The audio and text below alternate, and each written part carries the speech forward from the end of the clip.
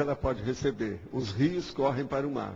Quanto mais dinheiro uma pessoa tem, mais ela pode receber mais dinheiro. Depende do que ela aplica. Então, a mesma coisa é isso aí. Para ter um macrosoma, é preciso de ter mérito. Crédito humano não vale nada. Por exemplo, um crédito do cientista humano, isso não vale nada. Nós temos que procurar o saldo da ficha evolutiva pessoal. Então, esse saldo é que é o mérito. A meritocracia é baseada nisso. E isso aí é baseado na interassistencialidade. Então, a maioria que tem macrosoma é porque já fez muita assistência e vai fazer uma assistência no nível superior agora, mais elevado.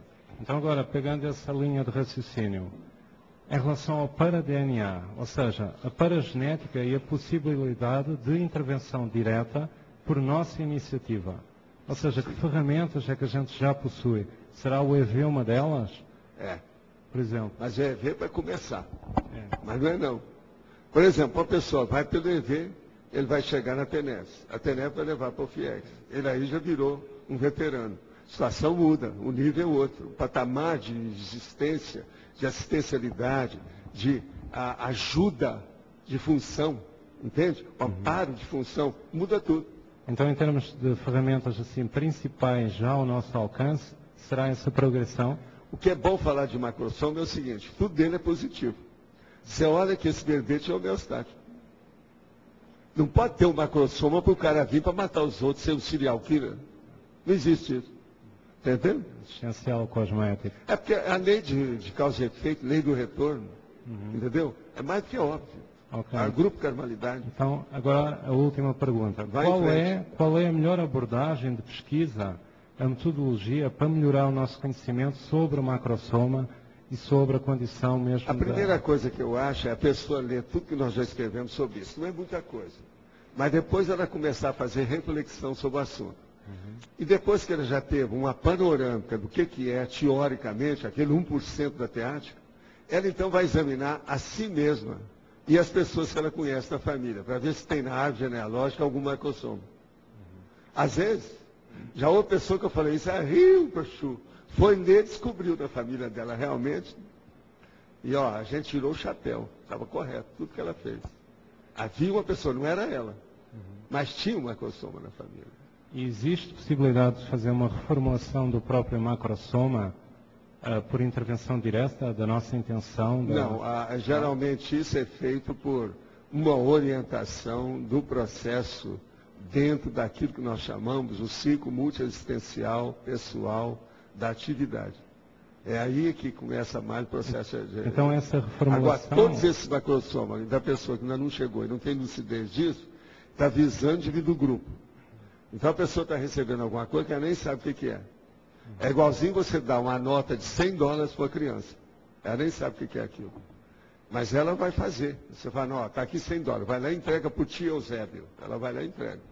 Ela nem está sabendo o que ela fez. Você está entendendo? Estou. Agora a última pergunta. Então essa reformulação da parte paragenética e genética, ela acontece com maior ênfase no período intermissivo ou pode acontecer também aqui na parte intrafísica? Não entendi essa última parte. A reformulação... Ela aparece como? Na parte do período intermissivo com maior ênfase? Não, a maioria de macrosoma, o fator desencadeante, a origem, é intermissivo.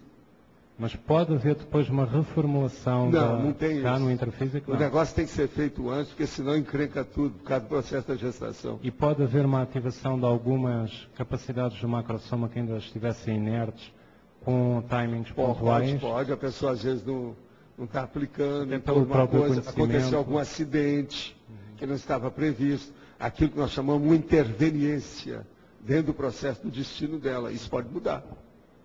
Tem lógica para você? Fica em aberto, não é? Depende. Agora, o caso todo é o seguinte, procura, por exemplo, na história, alguma coisa que possa parecer uma biografia, por exemplo, que a pessoa pode ter tido uma macrosoma. Vai estudar essas pessoas, às vezes vale a pena.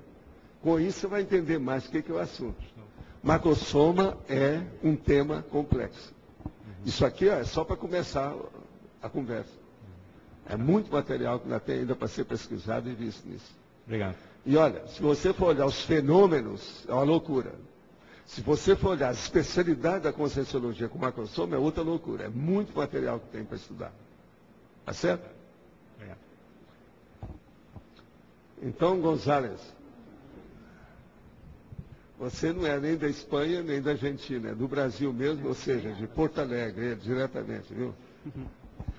Valdo, o que modificou em termos de comportamento, órgãos, sistemas, na sua mãe, quando ela foi ser trabalhada, potencializada para poder parir um corpo macrossoma? A gente trabalhou, mas o problema é que ela estava 11 anos sem ter vida sexual.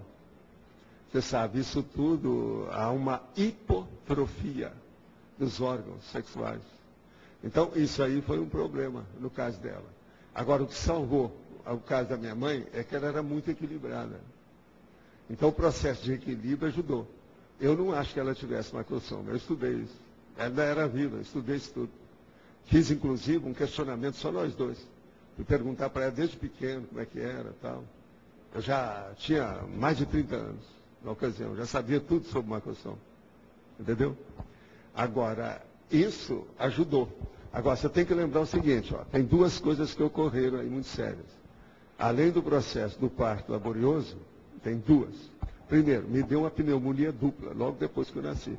Segundo, ela também perdeu o leite, o aleitamento. Foi preciso arranjar uma ama de leite para mim, para eu poder sobreviver. Porque todo mundo tinha pena, o menino chorando, com a cabeça quebrada, aquele negócio todo sem leite. Então arranjaram lá uma dona que foi o máximo para mim. Essa dona é daquelas mães de, sabe, do Fellini, sabe, aquelas que tem uma melancia de um lado, outra melancia do outro. Então isso ajudou demais. Eu nunca pude esquecer a dona Yaya. Entende? É tanto que ela foi muito bem assistida depois que dessomou. Outra coisa, ela tinha um monte de filhos. Todos eles eram meus amigos, amigos de infância. Depois, foram crescendo. Tinha um deles que não me deixava, onde eu ia estar junto comigo. Era irmão de leite, que se chamava. Isso é que chama, irmão de leite. Na ocasião, o nome era esse. Agora, ela, até um certo ponto, me salvou, né? O negócio não é fácil. Então, você veja, o macrossoma, no meu caso, deve ter influído nisso. Mas é lógico que a minha mãe, com o equilíbrio dela íntimo, influiu. E a dona Yaya também. Você está entendendo? A minha segunda mãe. E a turma também, porque eles tinham muito carinho comigo. O povo todo me ajudava muito. Entendeu? Porque ficava com pena de mim. Agora, o negócio era tão sério, e eu fiquei assim, com tanta lucidez por causa da cabeça que estava quebrada, que eu lembro de coisa que eu estava no colo da minha mãe. Eu comecei a falar para ela logo depois. Aos 3 anos eu fiz uma descrição do que tinha acontecido comigo. Isso já estava planejado, para alterar não, o cérebro? Eu sabia que ia ter acidente. Nós todos sabíamos. Acidente, então. Ia ter que ter acidente, mas eu não sabia o estrago. A previsão do estrago você nunca sabe, né? Agora eu vim porque desse e viesse. Sabe como é que é? Era o jeito. Mas eu sabia disso. Uhum. E tinha mais alguém na sua família, por exemplo, avô, bisavô, que você identificou com macrossoma? Não, eu tive estudando estudo, principalmente eu estudei por lado do meu pai, que havia umas pessoas muito fortes, mas eu não consegui localizar ninguém, identificar ninguém, entendeu? Esse povo todo não. Agora, ó, pode ser até que tivesse, mas eu não cheguei a examinar bem. Tem uma parte dessa família do meu pai que eu não tive muito contato com eles, são todos fazendeiros, moram afastados, aquele negócio todo.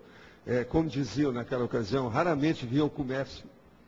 Comércio é a rua do comércio, sabe? Onde tem a cidade propriamente dita. Então esse povo quase não aparecia. E outra coisa, aquela ocasião era só na base de cavalo, né? É igual no faroeste.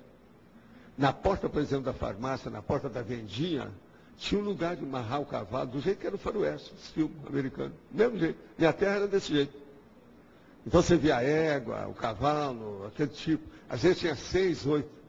E os caras saíam tudo com aquelas embornós, sabe? Matula e outras coisas, tudo de pendurado no traseiro do cavalo lá. Isso tudo é da minha terra. Uma outra coisa, era carro de boi de todo lado, com os fueiros, tudo. Eu andei muito de carro de boi, quando pequeno. E outra coisa, às vezes eles traziam dentro de esses embornais, essas coisas, trazia mel, uma opção de coisa de pendurado dos fueiros do carro. Tudo isso é da minha terra.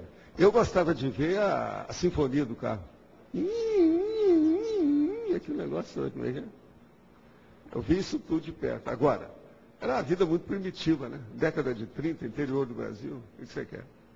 Agora, quais são os aspectos mais intrigantes no macrosoma para regeneração? O que você acha que é mais... Olha, das coisas, isso aí eu tenho estudado muito, porque esse é que eu descobri que era o que me ajudava. E isso me deu uma autoconfiança enorme. Foi por isso que, quando eu tive o acidente, eu joguei tudo fora e falei, não, eu vou superar isso. Mas a minha confiança não era só em mim, não. Era no processo que eu já tinha visto. Por exemplo, esse caso da minha infância, que consertou a maioria das coisas. Mas veja, meu nariz aqui, ó, ele não é normal. Não parece. Mas por dentro, ele tem um processo. Eu examinei isso, eu vi que estava errado. Logo que eu cheguei ao Uberaba, que era rapazinho, eu fui no doutor, que era meu amigo,